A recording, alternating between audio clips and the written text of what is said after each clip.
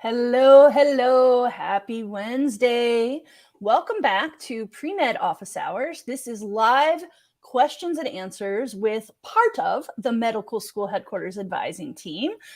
So for the next hour, any questions you have about the pre-med process, about medical school applications, about your journey, we're here to answer them.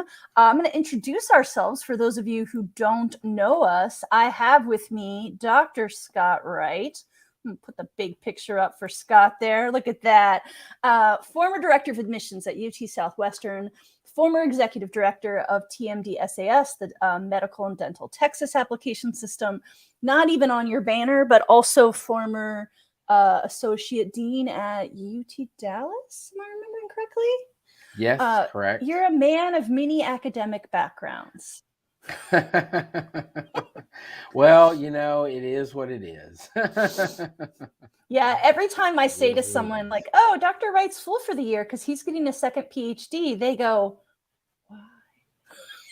I'm like, because he's the good kind of crazy. All right. And then if you don't know me, I am Rachel Grubbs. Whoops, there we go. I'm one of the MAP and medical school co-founders. I've been in the MCAT and pre-med advising process for 20 years. Some of you may know I've also done pre-college, pre-law, pre-business. Pre-med, pre-health is always my favorite. It's nothing against those other areas, but this is just where pre-health professionals are near and dear to my heart for many reasons. So this is always one of the most fun parts of my week. And here is where the spotlight gets onto you guys. Now is your time to ask questions. So there's a banner at the bottom that says go to premed.tv. That's the medical school headquarters YouTube. Actually, it also works if you're on a public Facebook group. You could be watching this from many different places. As long as you're watching from a public channel, not a private channel, you can type right in the comments right under this video and we'll see your questions. We don't always get to everyone, but we try to get to as many as we can. Yep. All right. Let's get started. RK says, "Hello, y'all." Hello, RK. Is there a simple rubric for personal statements? Not a rule book, but things that should be a part of it that most schools want to see. Yeah, this is a great question and very timely. Dr. Wright, what do you think? How do you want to tackle this one? Well, I think it is pretty simple, RK, and that is that you want to clearly and as concisely as possible, you have a short amount of space, indicate your journey.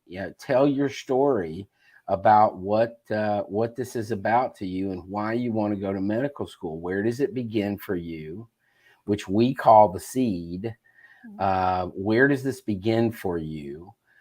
What was it something that you realized early on when you were a kid, or was it in high school or even in college or later if you're non-traditional?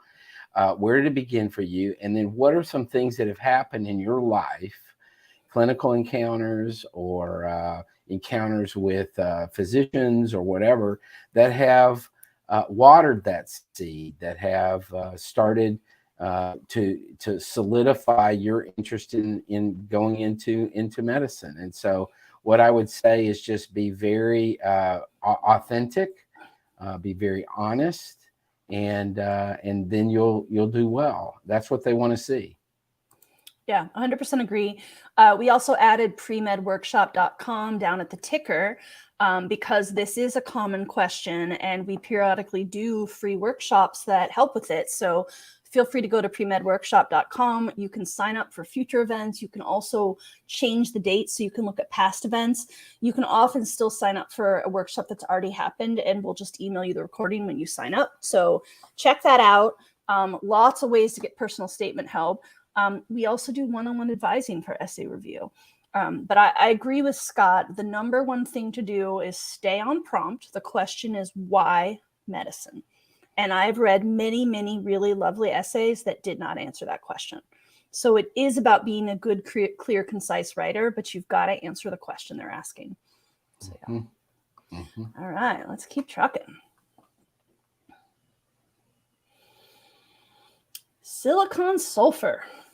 Is not having a committee letter if my school offers one bad? I chose not to get one because I preferred to leave my evaluation of my application up to AdComs. Got the sense they did not weigh. I don't know if we have part 2 there. Athletic responsibilities enough. We're not happy with the relatively lower hours in certain app areas as a rethink. Also didn't consider MCAT. Okay, so there's 2 things here, silicon or sulfur. I don't know what you like to be called. I don't think that not having a committee letter is a red flag. Scott's nodding. He agrees. Right. There are lots of reasons not to do it. There are a few schools out there that have really unrealistic expectations about committee letters, right? I've seen schools that say no committee letter unless you have a 3.7 GPA. No committee letter if you don't have a 5.19 MCAT. Like that, those are unfair standards. Also, sometimes it's just, I might know people outside of my school who I think know me better and will do more justice to me. And I want to get those individual letters. I want to control my letters. Lots of good reasons. What you're saying, however, makes me a little bit nervous because you're talking about athletic responsibilities, and it sounds like you're saying maybe didn't have as much clinical or as much shadowing as a result. You didn't say that specifically. You just said lower errors in certain app areas, lower hours. Whether you're an athlete, whether you're a non-traditional who has children, whether you have aging parents or grandparents, whatever your thing is, that does not give you an excuse to not meet the requirements. And I don't mean that against you as like you're trying to look for a way out. Med schools have an obligation to treat each student the same. And Scott, you've been a director of admissions, so, chime in here. I think you agree with me, but expand on that a little if you don't mind. Yeah, I mean, I think I agree with you completely, Rachel, that the committee letter is, if you don't have a committee letter, it's not going to be a red flag. So don't worry about that. I also agree with the concern of Rachel about how you're viewing the process and how you're viewing your responsibilities as an athlete versus the expectations of what the medical schools want to see in your application. You also indicate there that your committee didn't consider the MCAT in their recommendation, which would have been which would have been a plus for you. So if your expectation is that a higher MCAT score is going to somehow balance out against less clinical hours or something like that, it doesn't work that way. So there's a lot here that, and maybe we're misreading your intentions or, what you were trying to say. So, you can chime in the chat if you want to clarify something, but I do think you need to, think about those things as you're approaching the application cycle. But to your main question, no, if you don't have a committee letter, that's not a big deal.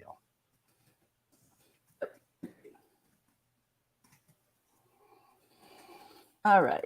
Jawad, he's here a lot. Hello, Jawad. Is it possible to do 4-month MCAT prep? You said MACT prep. I assume you mean MCAT prep.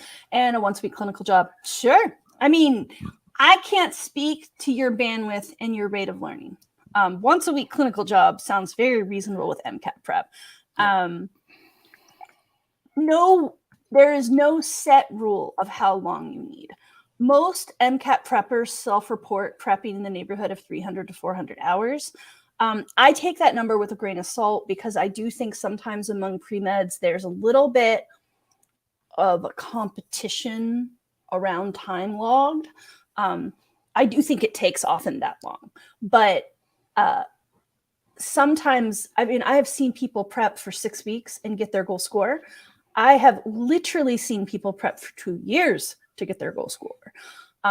One of the biggest mistakes I see people make is they allow 2 months when they really need 3 or 4. But a lot of it is going to depend on what your starting score is, what your goal is, what your rate of learning is, how strong you are at critical reading. Most pre-meds are very good at attacking a certain body of knowledge, reviewing it, understanding it, memorizing it.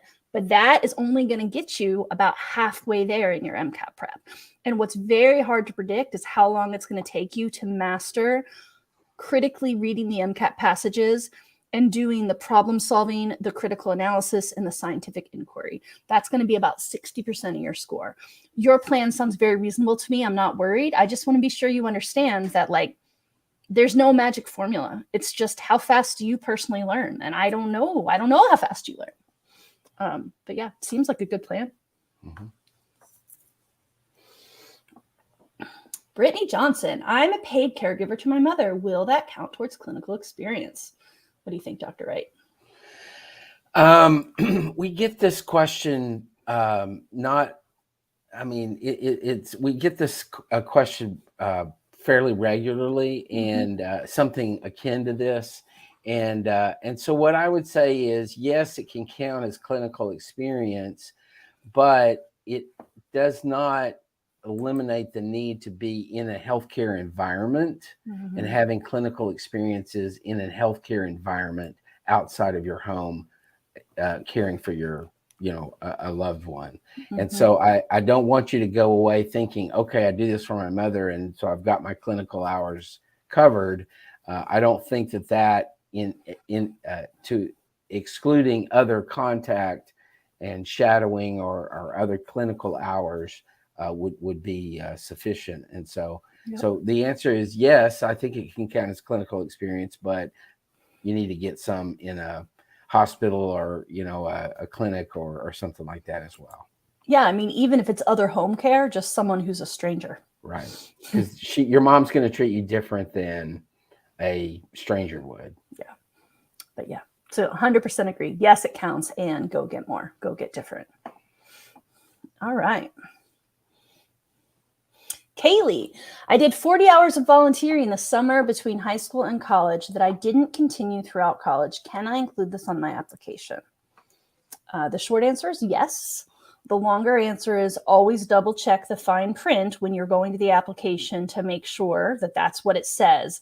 But typically the way they word it is anything after high school graduation. Mm-hmm. Yep. Easy peasy. Yeah. Way to get started, Kaylee. Right. Just finished interviewing at a Postbac program, and I thought it was going well until the last question they asked, quote, "Sell yourself to us." I think I just started rambling. What should a person say? Yeah, man, that's a tough one. So one of the kind of language buzzwords I use for this sort of question is called elevator speech or elevator pitch. Right. So what if I was a dean of a med school and I don't know, we were just like at a hotel at a conference or something, and you step on with me on the 17th floor and we've gotten to the lobby and you're thinking, oh my gosh, I have 17 floors with Rachel. What am I going to say to this person? You should have something about yourself more or less ready. Right. So now I can't tell you what those things are because I don't know you. But one of the things that might help you kind of think it through is what your why medicine is. And like, I mean, I know you said postbac, not med school, but if once you've written a 5,300 character personal statement, and presumably for the postbac, you also had to do some kind of essay, often your elevator pitch is the very key bits of that longer essay. Scott, what do you think about this? Yeah, I think this is a common question, or somewhat common question. It can also be phrased as, why should we let you in? Why should we let you into our program? Why should we let you in? And this is a basic question. And I agree completely. You need to, what is it about me that should make you want to accept me? What am I going to bring to the table? How am I going to make your class a better class because I'm there? Yeah. And focus on those aspects of you that will really be of value to that program or to that medical school. Yep. Yeah. Right. And kind of keep in mind, a lot of people think like, how can I stand out? You don't necessarily have to stand out, but many med schools, and again, you guys know I love analogies and metaphors, many med schools are looking for a diverse student body. And I don't necessarily mean some of the buzzword diversity of demographics. I mean, studies show that that kind of diversity does make better learners of all students, but it also can be people who are athletic, people who are musical, people who speak multiple languages, people who are from small towns, people who are from cities. It can mean a lot of things. So think about what you bring that you know is something that can help your peers. Like what are your peers going to offer you that make you better? What are you going to offer to your peers that makes them better? Yep. All right, let's keep trucking. Annie, let's see. Annie says, would it look bad to add comms if I attempt to apply this cycle with an under 510 MCAT score and I don't get in? No. Would being a potential reapplicant be bad? No. Annie, who hurt you? I'm so sorry. I don't know where you've been reading this stuff or hearing this stuff, but someone is fear-mongering in your presence and you just need to go la la la la la. Yep. I agree. Yeah, it's being a reapplicant in and of itself does not change how the medical schools are going to look at you. A lot of reapplicants get in every year. A healthy percentage of students that matriculate at medical schools every year are reapplicants. And so, the key is that they're just going to want to know, how have you improved? Have your application from the previous year? What has changed, and were you reflect on what you did and why you think what the weaknesses were perhaps of your application, and then let that stand for itself. Yeah.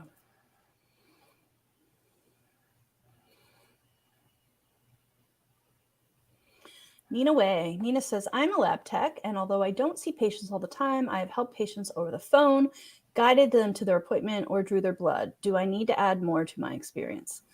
Well, yes.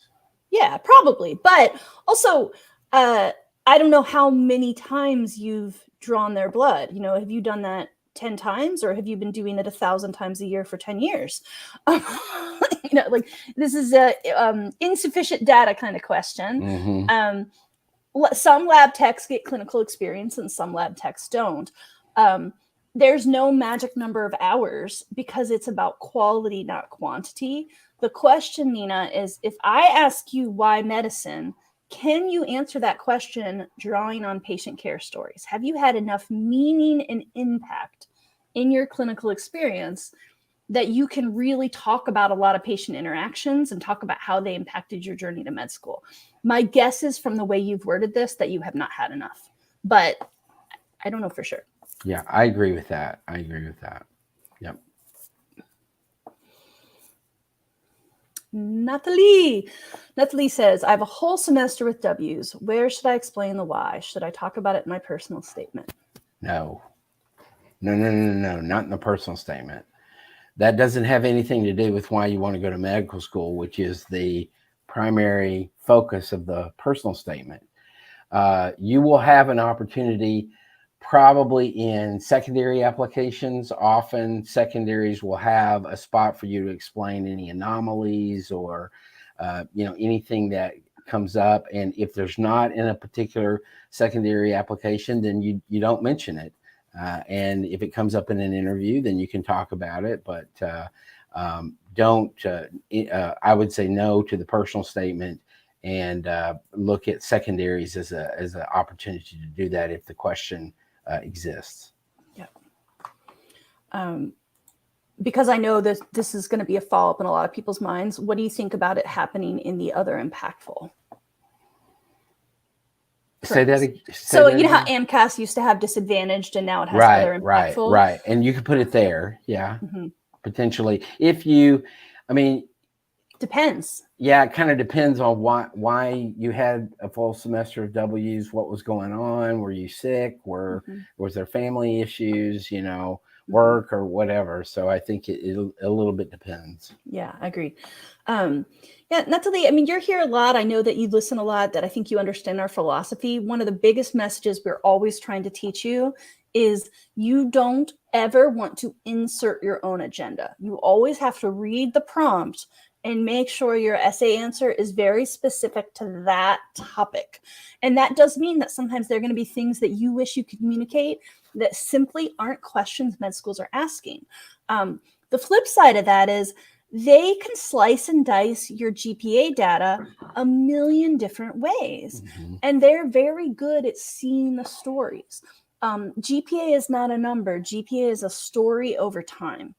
And if you have great grades, one horrible semester, and then great grades again, they may not know exactly what the story is, but they're going to understand this is a great student who had a tough semester.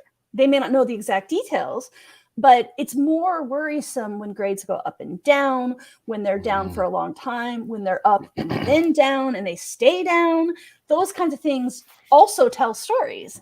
But one semester of whole W sounds to me like you got sick, or someone in your family got sick, or something major in someone's life happened, and it happened too late in the semester for you to withdraw without W's. So you had to withdraw rather than getting bad grades.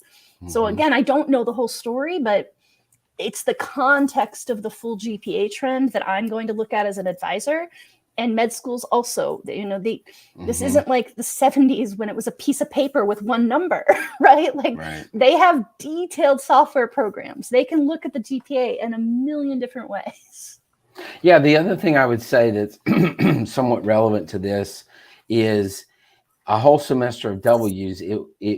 Are there other W's in other semesters where you withdrew from one class in a semester and that you withdrew in a different semester from another class?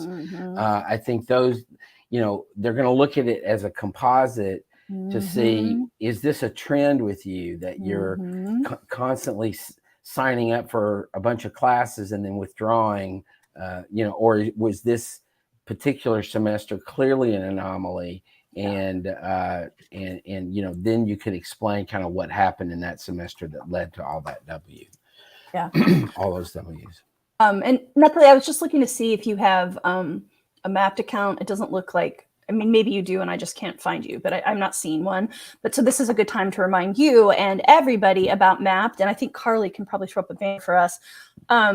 So if you go to map.com, there's a free account that's available to all pre-meds. 95% of Mapped is fully free and will always be free. That's a big part of our mission is to have pre-med tracking software that helps all pre-meds regardless of financial situations.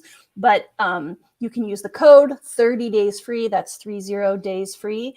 And that'll get you access to the pro level for a month where you can chat with us. So what I definitely recommend is test out that pro level, see if you like it. One of the best perks is once you enter all your courses and activities, you can go get in-app advising. You're talking with me, with Scott, with Verinia Granum, with Courtney, with Ryan. It's often Verinia in there. She's sort of first on chat, but we all share it. And you can say, hey, look at my trend. Can you help me do some analysis here? And we will gladly do that. So, and that's, again, it's part of the pro level, but everybody who starts a free account gets to start at the pro level. So go check that out and we can dig into it a little bit more deeply with you. All right. Ashlyn. Hello, I'm a third year and my GPA isn't good. I have a lot of C's. I was wondering if I do a DIY postbac, what classes should I take? Should I retake any of the C- classes, even if they are lower divisions? I love this question, Ashlyn. Scott, you want to chime in? Yeah, I would say definitely if you have C's in prerequisite courses, I would definitely retake those, even if it's just C prerequisite about. Oops, we're talking about basic chemistry, physics, biology. Long foundation in this for the future. So I would definitely say retake advisable. Yeah, I totally agree. You cut out just a tiny bit there. I think you heard that. But basically, C- prereqs you must retake because a prereq for a C- is not a fulfilling of the prereq. and then as much upper level biology, biochemistry as you can. You want to show in this DIY postbac that you can handle rigorous upper level undergraduate sciences. And I love that you're already thinking about it in your third year. I love that you're thinking about DIY postbac, because in my personal opinion, a lot of the formal postbacs, not all, but a lot of them are really overrated and over expensive. You don't even necessarily have to do a postbac. You could just delay graduation. I don't know if that works for you or not, but you're a third year. Like, just keep taking classes, work on a better BCPM, and particularly BCP. So, and even physics less so. Take a lot of biology, take genetics, take micro, take immunology if it interests you. There's so much upper level biology out there that will be interesting, will help you enjoy med school more because you'll have had exposure, and will help prove to med schools that you are a better student than you used to be. Yeah, and I think, Ashlyn, if you have not done this already, I would strongly urge you to meet with, on your campus, certainly your academic advisor, but then also the learning specialists on your campus. You need to figure out why you have a lot of C's. Yes. You know, what is going on that you're not being successful in the classroom, and really examine that issue. I applaud you looking forward and saying, well, I'm going to take more classes and all that. But if you don't really examine why you're making C's, so that when you move forward, that trend doesn't continue, you've got to do that step first. Yes. Before you go forward. Yes. So utilize the resources on your campus. Most every campus has an office or a set of offices that work with students who are having academic difficulties. And I would say, really use those resources. 100%. Get every penny out of your hard-earned tuition dollars. Yeah. Yes. Wring it all out. Yep. Absolutely. Good point, Scott. All right, let's keep going. All right. Asaliani, maybe? I'm sorry if I'm not getting that right. Texas resident here. How can I go about answering the unique experience prompt on TMD SAS if I have no major red flags on my application? How, quote, unique, end quote, does this experience really have to be? Hey, lucky for you, former executive director of TMD SAS right here. So what I would say to this question, Azalani, is that the unique experiences essay is really about you being able to say, I had this experience. Don't get caught up on the word unique, which is, I feel like, what you're getting caught on. And, it may not be a experience that you had that is totally unique to you and that no other applicant has ever had. That is super unlikely. But just think about something that's interesting. Maybe replace the word unique experience prompt to interesting experience prompt.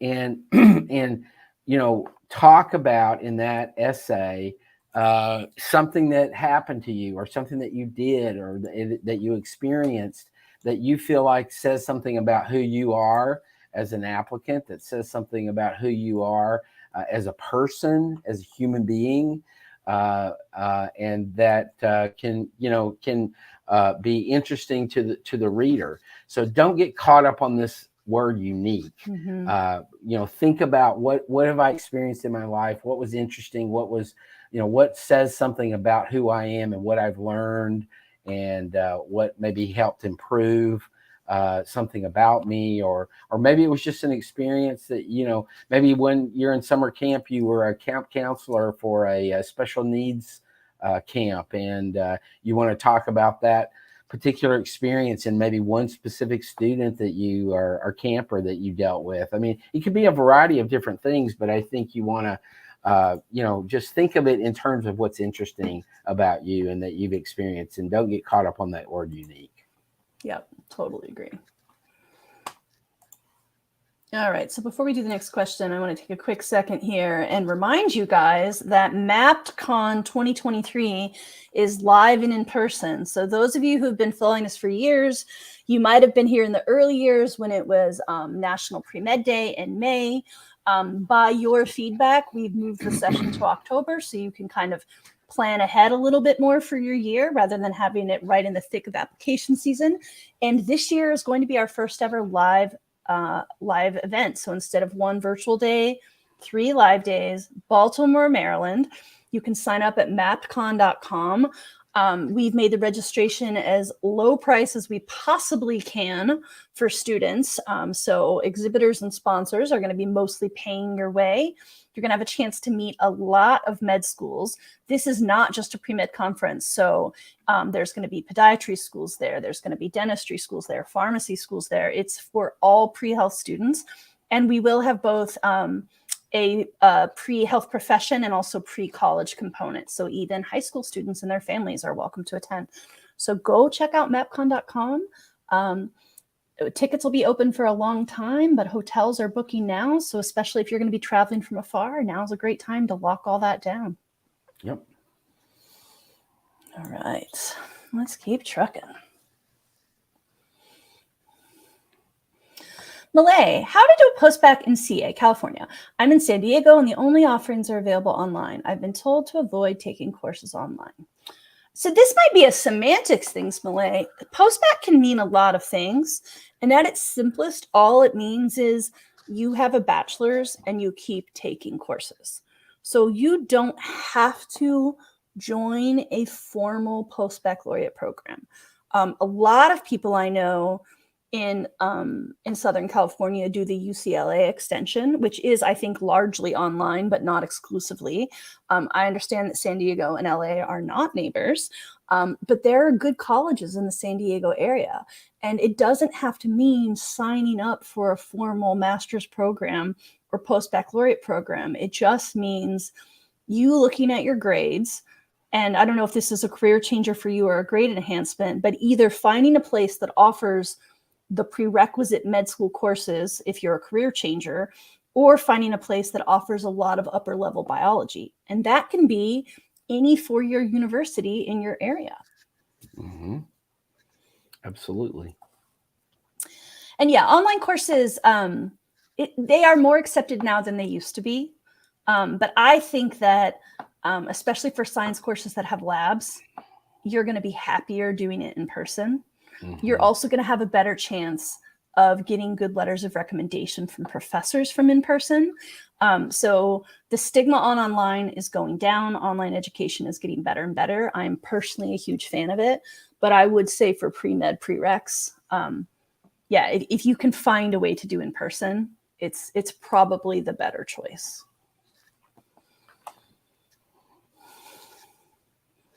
Right. Hello. For activities in which you've held multiple roles, i.e. club member, mentor, coordinator, president, how should we designate this in the activities section? Is it an EC or leadership? Whatever you want. Mm-hmm. The good answer and the hard answer here, Ali, is there are no roles and activities. So you get to classify things however makes sense to you. I'm sure you want more structure than that. One thing I tend to recommend, I often say activities shouldn't be like a resume, but this is one thing that is common to resumes. Frequently in a resume, you list the highest role you had, and then in the bullet points or in the essay, you describe how you worked your way up. So just personally, I think that's a simpler way, right? I would put president, and people will understand you didn't start as president, right? Right. But it's kind of up to you how you classify it. If you had really impactful leadership experiences in this particular club, and you think your essay is going to be primarily about leadership, then it might make sense to categorize it that way. If, even though you love being president, actually the stories you want to share are more from your coordinator days or your general member days, then maybe you are going to classify it as an extracurricular club because that's more in line with your essay. So there aren't right or wrong choices here. I just think you need to think carefully about what am I sharing, what had the most meaning and impact for me, and then have the classification match that. Mm-hmm. Absolutely. Oh, wait. And also, all of that answer was very AMCAS focused or COMAS focused. If it's Texas, you only get 300 characters anyway, so you could just do one each. Right. Yeah. Yeah. You could. Yes. Totally different with Texas. Yeah. Ethan, what determines your state of residence on the application? I may change my residency from Illinois to North Carolina for my driver's license. Will this affect my application to public Illinois and North Carolina schools? Probably. Mm-hmm. So you state of residence is determined by you. You indicate in the application what your state of residence is. And now what this is going to be most germane to is the medical school that is looking at your application may have documentation that they're going to need to determine whether or not you really are a resident of Illinois or North Carolina, depending on which you want to be. And so I would say, you might contact the medical schools that you're interested in, either in Illinois or North Carolina, state schools, and find out if they have a residency questionnaire of some sort that you could fill out to gauge whether or not, what it is in that state that their requirements are for you to be considered a resident of that state. So is it just a driver's license, or are there other, other rules that will dictate that? You're not going to see any of that on AMCAS, but the individual schools will have to make a determination about your residency.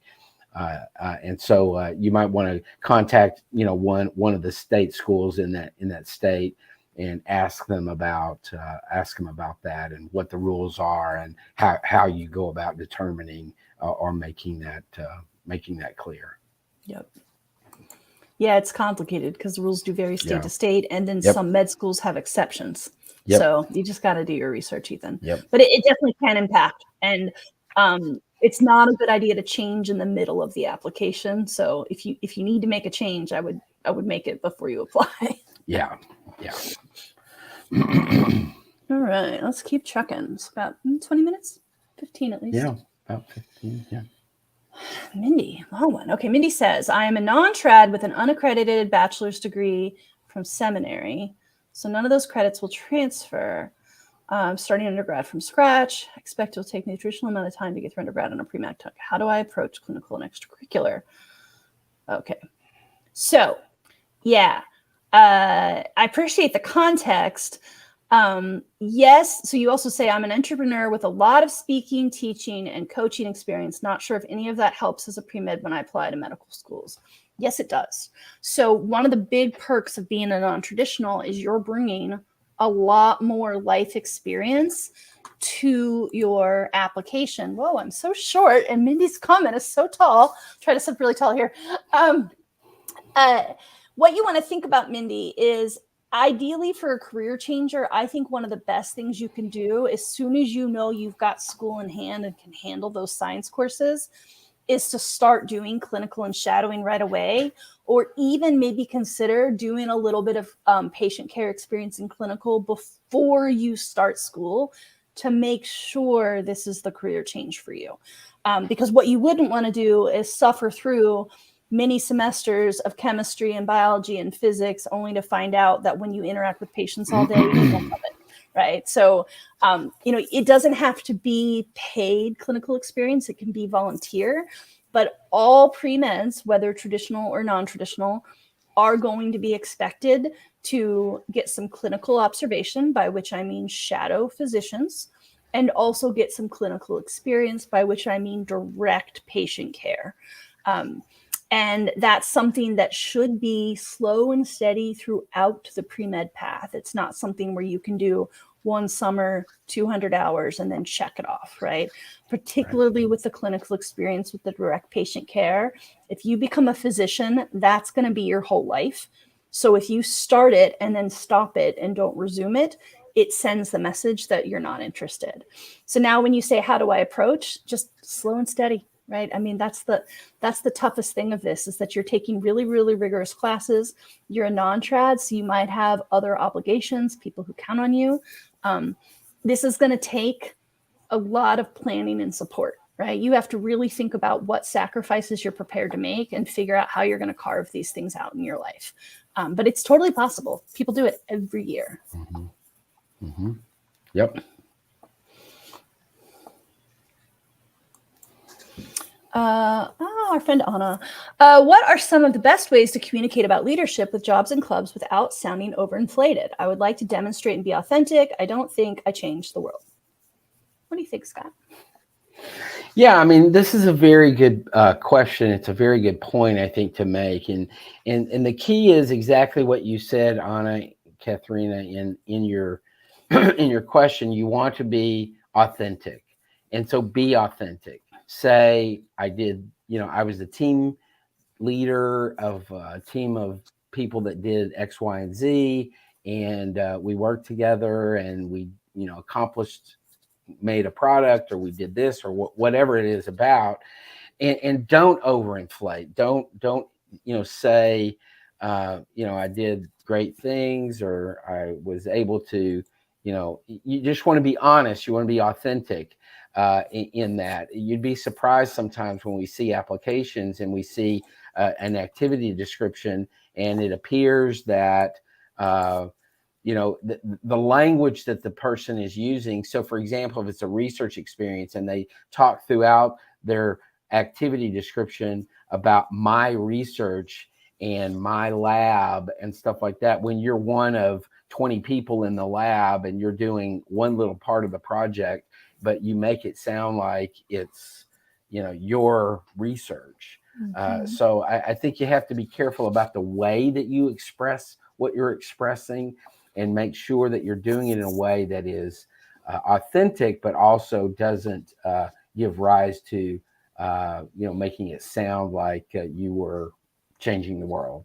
Yeah. So just be authentic, just be realistic about what you're saying, and you should be fine. Yeah, I agree. And if you're looking for some kind of like logistical tips, I would say if you're using nouns and verbs more than adjectives, and if you're using numbers and facts more than descriptions, you're on a good track. We do like stories and activities. Sometimes there's not enough space to do a story, so sometimes it's an anecdote or an example. But if you say things like, I was a really important leader in my club, yeah, that sounds like bragging. If you say, from sophomore year on, I was on the e-board, then I know that you were a leader. Mm-hmm. And you don't have to show off, right? You're just telling me the facts. Yep. So I think your attitude is already in the right place. Yeah.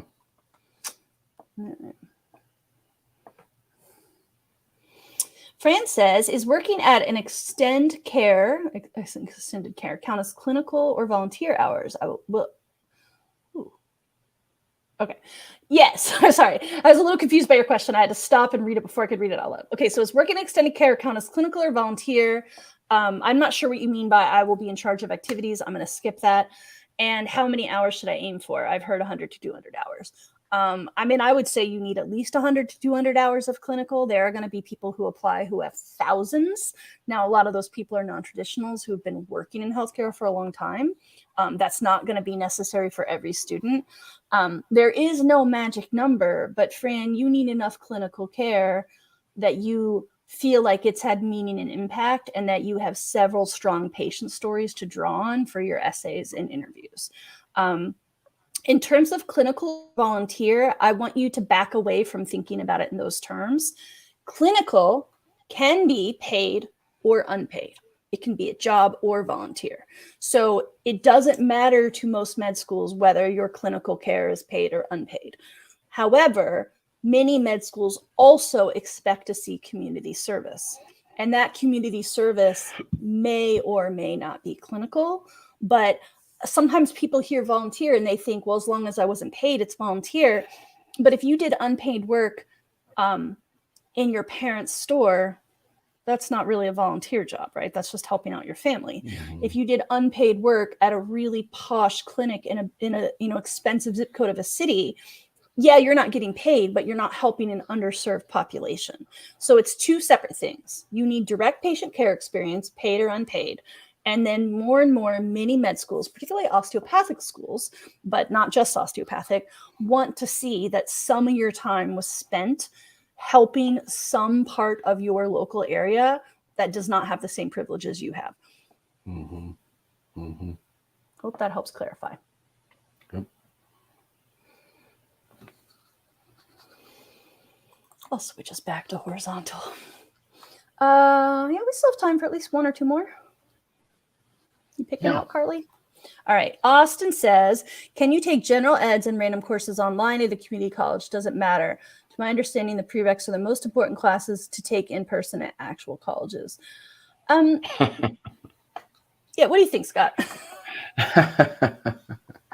Well, I think online is still, I mean, while it's more acceptable now than it has been previously, I still think it's problematic.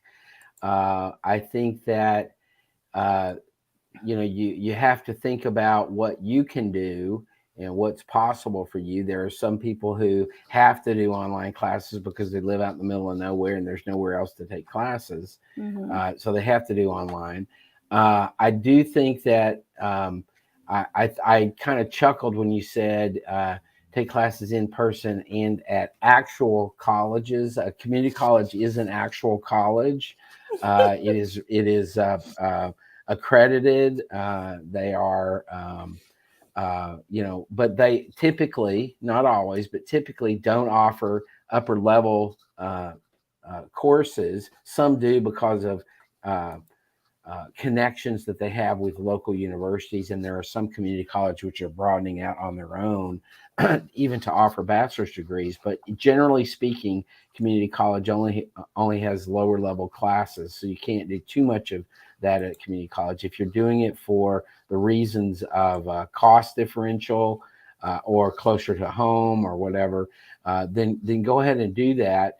And especially for gen ed and random courses, I would not do it for prerequisite courses in terms of online stuff. And if you are a student at a university and you want to take some gen ed classes or random elective classes at a community college, and that's acceptable to your institution, then that's totally acceptable. The med schools aren't going to really care about that. What they're going to be looking at mostly are the science classes, in particular the prerequisite courses, and where those were taken and the grades that you made in those. Yep, agree. I guess I'll just remind you too, Austin, that keep in mind that a lot of general education courses actually are going to have a huge impact on your future. I mean, you didn't say this, so I am kind of making a leap here, but a lot of students sort of think, oh, it's a humanities, it's a blow-off course. The better you are at critically reading and problem solving, the better you're going to do on the MCAT, and the easier it's going to be throughout your life as you continue to do research and read patient charts. So don't let your science and math skills totally eclipse your critical reading skills. You should be making humanities courses not the easy course. That should be where you learn to stretch your brain's ability to critically read and analyze.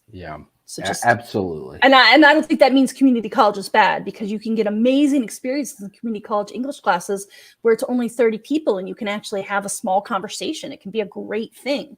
I'm just saying, make sure you're not blowing those off. Yes, coming from, I think I was a humanities major. I was a history major in college. And I attribute a lot of my success over the years, not all of it, but some of it, to the fact that my undergraduate experiences in the humanities taught me three things. And these are crucial to being not only a well-balanced human being and social human being, but also to being successful in my work experiences and in other things. And that is the three things that I learned as a humanities major were how to read, how to write, and how to think. 100%. How to read, write, and think. And so think about those three things when you're taking those gen ed classes, especially humanities and social sciences, think about those three things. What am I learning in this experience about how to read and comprehend what I'm reading, how to write in a way that communicates my thoughts, and then how to think critically and reason things out. And if you'll do those three things, you'll get something really good out of the class. 100%. And I always say the same thing. I was also a humanities major, and it taught me to read, write, and think. Yep. And I've been using reading, writing, and thinking for my entire career. Absolutely. Absolutely. Yeah. And that doesn't go away just because you're going to be applying to a medical graduate program where the first 2 years are very science heavy, right? Obviously the sciences matter. We're not saying that. We're saying they all matter. Yep. And Austin, again, you didn't necessarily indicate you didn't think that. We just took the moment because it's a passionate thing for Scott and I. All right. If there's a shortish one, we could probably do one more before we jet. Yeah. Monica says, what about taking postbac classes at a community college? Well, we kind of just talked about this. She says, I have a 3.5 and 3.4 science GPA. I can retake some classes at a community college as much cheaper than my public 4-year. So this is interesting because this is a slightly different question. Monica, I would caution you against retaking courses that you took at a 4-year at a community college. Yeah. And it's unfortunate. But sometimes that looks like, even though we've just said the stigma for community college should be going away, there is still some. And if you do it at a 4-year first, and then you go to community college, it could look like trying to find an easier course. And unfortunately, I mean, I'm not saying it's just, but that's very different than I did it at a community college in the first place, which people typically indicate as like a location or a money thing. But when you're retaking, once you've done science at a 4-year, you really got to stay at a 4-year. I mean, you don't have to, it's your choice. And I will emphasize, Monica, that when you say you're going to take postbac classes and that you're doing it because your GPA, you interpret your GPA to be lower than what you want it to be, or that what you think might not be successful in the process, keep in mind that the purpose of taking postbac classes is to bolster your academic standing before the admissions committee. And you're not going to do that by having taken a bunch of classes at a 3-4 level for the sciences at your university and then shifting to a community college to take postbac classes. I don't think it's a good idea. I think it will give rise to a lot of questions. So I would recommend no. Yep. All right. So before we go, I just want to remind you guys about MappedCon. I had said before that now's a good time to sign up, but I didn't explicitly say that we are doing an early bird discount. So if you want a college ticket, you can use code earlybird to save $25 so you can get a space. It's a 3-day conference, $75. I mean, it's such an amazing per hourly rate.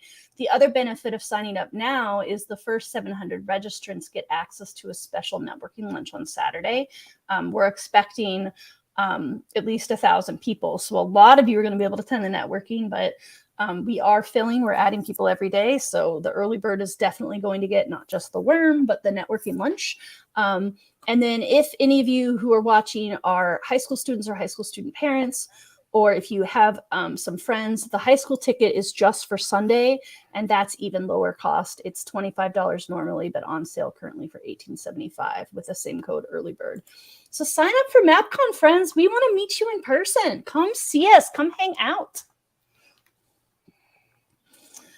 All right. Well, that's going to take us to the end of today. It was so great to have you all join. This is always the favorite part of the week for me. Yep. So yeah, just an absolute joy to hang out with you guys, and we'll see you again in a week. Bye. Bye.